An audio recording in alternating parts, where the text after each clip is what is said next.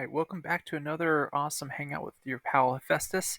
We're going through some debugging today, particularly with the storage key. There's a symptom or situation with the color rarity of equipment where the name format does not want to carry over. One moment here. All right. I just had to pause it real quick for a quick cough. Anyways, the server or shards powered up so we can, or sandbox anyway, so we can now test this. What I've done here is I've isolated to the best of my abilities where in the code the storage key is referencing the items being stored in it in order to, um, you know, come up with a better way of calling its name. So I have a lot of fluff here. If you were to pull up the original storage key by the original author, you're going to see it does not have all this crap in it. I was just trying to decipher an easy way to pull a name that would make sense because there seems to be about 3 different naming conventions. So again, shards up. Let me go ahead and log in. And here is, clicked on too many buttons, got a lot of pop-ups here. Don't need any of these. Another house I'm in is another one of our patrons. He's got lots of storage keys, so he's just again really easy to port over and check. So just triggered the option to look at the clothing hamper. I'm just going to fast forward.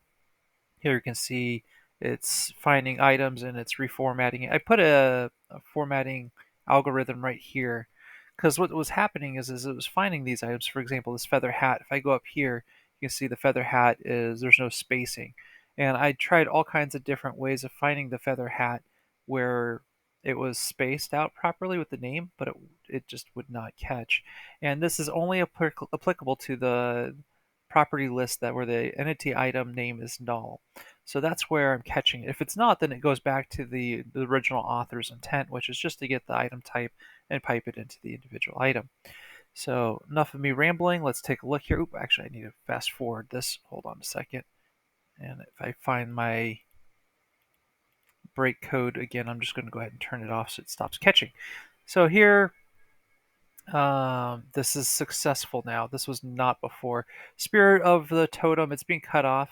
But if I do a global search totem, TOT, let's see if it finds it. I was expecting that. And there it is. So it does do the search lookup, and it is also looking up the appropriate resources that go into these other columns. There's a So here I'm just going to check. I don't think I have crit on here, which is a custom edition that was published by another author from the community. So I'll have to add that as a search criteria in the next debugging session. Self repair is always fun, but let's just do durability. That's pretty common because everything should have a durability. Looks like I'm catching again. Just keep nudging this forward. So there's the durability. We'll drop the totem, global search. And I promise we're almost done with today's debugging or sandboxing.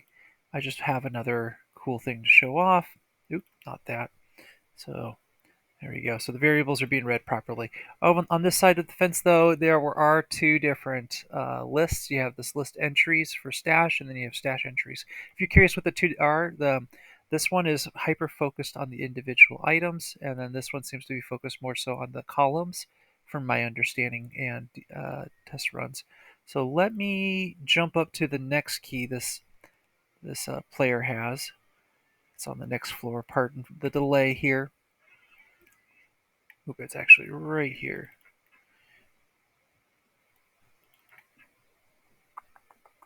All right, so we have a jewelry key here with pause for dramatic effect. Yeah, I gotta take that break off. Okay, it breaks off. I hit play, and voila. So actually, this looks gorgeous. Before, when I was in here, the onks, for example, these 3 right here were not populating. Now you can see the naming convention still broken on the individual inspection, and it's not for all of them. Let me see here. It does look like the color rarity is coming over. Matter of fact, here, look, this one's perfect. Color rarity came over, bracelet of defense. The additional gotcha, though, that I need to investigate is the prefixes and suffixes that may not be shown here as expected. it's not a deal breaker per se, those prefixes and suffixes, as most of the meat and potatoes as the properties that everybody wants to filter off of. But being able to search for the main core item name is definitely a must. Wow. Now, so right before I had done the video, I had just instituted this particular parsing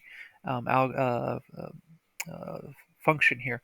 So I was using a different one before. It was called reformat name, and it's right here. This one works too, but this is more so looking for a different naming convention that has a bunch of underscores in it.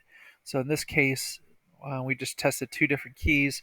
No underscores popped up, and looks good. So my last adventure now is just to figure out where the silly uh, convention is, or the code is being referenced here in these individual property gumps. So that way I can continue to debugging. So hopefully when I find that, if it's entertaining, I'll kick off another recording so that way I can entertain all those out there on the wild internet. But until our next hangout, do have a wonderful day. Safe adventures, everybody.